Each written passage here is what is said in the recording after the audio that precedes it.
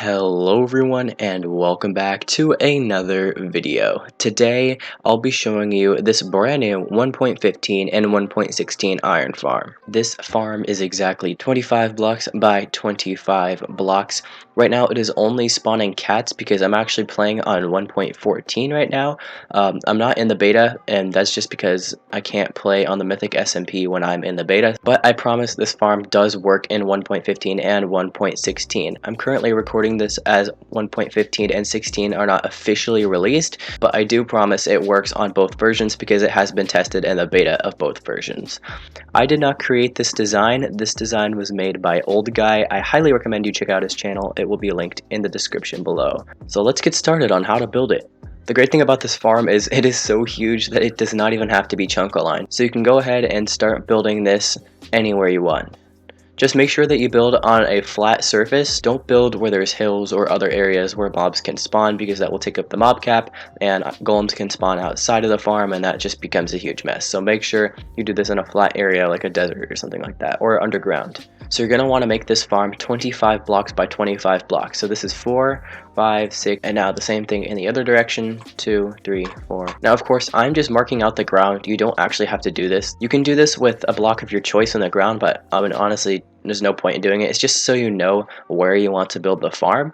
If you don't want to do it and you know you have plenty of space, you don't have to do it. Just go ahead and start building. And of course, this farm will be built with whatever block you want. It doesn't have to be iron blocks like I'm using. I'm just using iron, to go with the theme.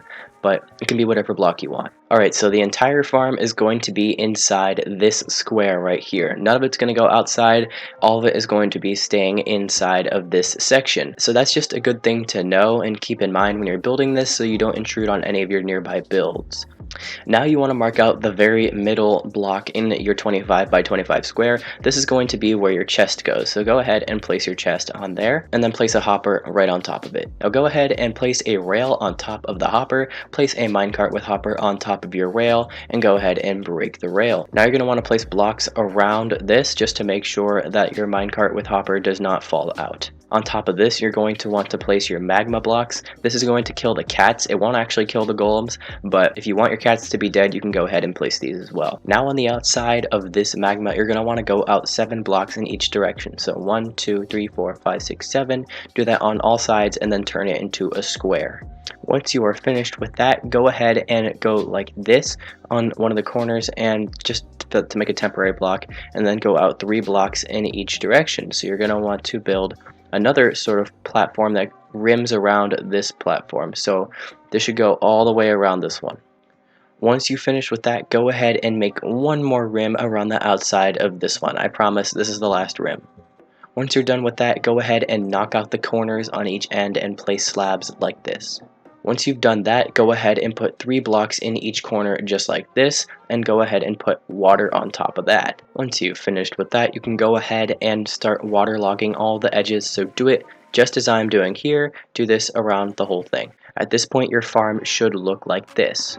Now you want to place 5 placeholder blocks like this. So go 1, 2, 3, 4, 5. Go ahead and break these. You won't need those. And go out 8 blocks in each direction. So 1, 2, 3, 4, 5, 6, 7, 8. Also, I forgot to mention, make sure you punch a hole in the middle here, because this is where the items are going to fall down. Now make an outer rim just like we did on the last one here. Sorry, we have one more rim to go. And do this all around this top level. Knock out all the corners, put slabs in, and go ahead and add your water, just like on the bottom half. Now you're going to want to build up 2 and like that, just so that we can start placing our signs. You're going to want to place your signs just as I do. So you want to go 3 out in each direction, because this is where our lava is going to flow. The lava is going to sit right on top of these signs, and don't worry, they're not going to burn, and the lava is not going to flow onto the water either. The signs are here to prevent lava flow, but also raise the lava up so that the golems will die when they touch it. Once you've placed all your signs in a fashion that looks something like this, go ahead and place your lava. As you can see, the lava will flow out, and it looks like it should be spilling onto the water, but none of it spills down because of the way we place the signs. Now, because golems are 3 blocks tall, they will burn in this lava and drop the iron down below here. Once your lava and everything is finished for this layer, you're going to want to come down to the next layer. The lava for this layer is going to look a little bit different because we have to make it so that the iron ingots can fall from this hole, but also not get burned by the lava on this level. So we're going to have to place 4 signs, or 3 signs, not 4, like that. And then go ahead and place your signs like this. You're going to want to go 1, 2, 3, 4 in each direction. Once you've done that, go ahead and place signs like this. So this is just to create the shape of the lava, sort of. So 7 signs on this level, 5 signs on this, then 3 signs on here, and then 1 sign here. And do the same thing on the other side. Now you don't want to place your lava too quickly. For this part, we're going to have to actually put the beds in before we can go ahead and start with lava. So go ahead, break this sign, and place a block here. This is going to be your placeholder block. So go ahead and place 2 blocks like this. This is going to be where our first bed is going to go, because we're going to need 21 of these, and we need the first one to go right in the middle. So go ahead and place that there, and don't place any of the other beds just yet. It is now villager time, so we're going to want to place blocks that go up like this on each side, going all the way around these 2 sides, but not the other ones, just these 2.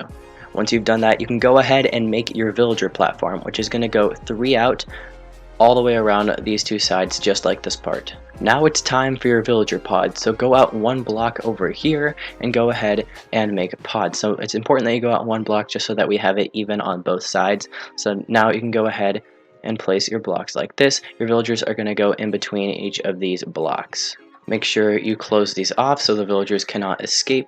Now before you place your villagers, you're going to want to place water in each of their little cells. And you might be asking, why do they need water? And honestly, I don't really fully understand. Old Guy explains it in his video, but it doesn't make too much sense to me because I'm not really a technical person when it comes to this game. So if you want to understand it a little better, go and check out his video. But it just has something to do with them being able to continue producing golems at all times, because when they can't access their workstations and their beds and things like that. Now go ahead and spawn in all of your villagers. Make sure if you get any nitwit villagers that you kill them, because we don't want nitwit, and babies. We don't want babies either. So I mean, obviously since you're in survival, you'll be able to choose what villagers you bring into here. Just make sure you don't bring in any babies or nitwits, because they will lower the production rate of this farm. Once you've got all your villagers in, they should be bobbing up and down like this. And now it's time for their workstations. So I'm using a fletching table just because it's a really easy block to get. You can use any workstation you want. It doesn't really matter,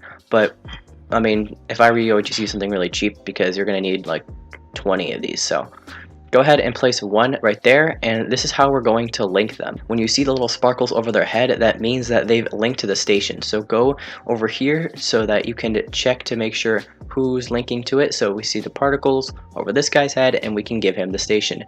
You have to make sure that each villager has access to their workstation. If they do not, this farm will not work. Alright, now once all your villagers have some kind of job, they don't all have to be the same job. As long as they all have access to their workstations, you can go ahead and start to protect them. So finish off the covering of this section by going ahead and, now this is a bit tricky, but you want to have to place a block, there we go, place a block above their heads, and once you do that, you can open this up and take a look at them. Go ahead and do this all the way around, and it's going to be a little tricky, and there might be some glitches when you're placing the block, but that's okay. And also don't trade with them on accident. Once you've done that and you want to see all of their beautiful faces, go ahead and break this block, and now you can go ahead and trade with the villagers, and you can see them, and they look pretty nice in their little pods. Now they should begin linking to this bed.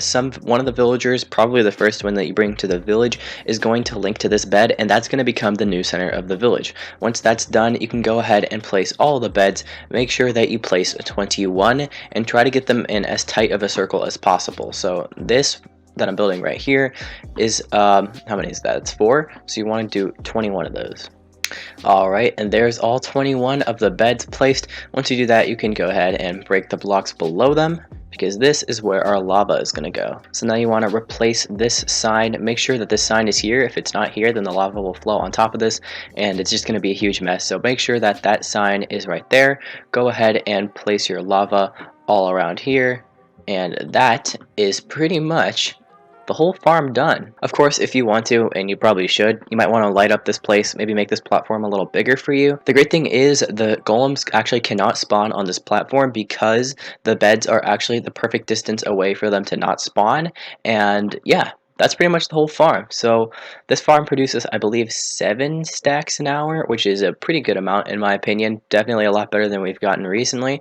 And yeah, that's that's pretty much it. I don't really have anything else to tell you about.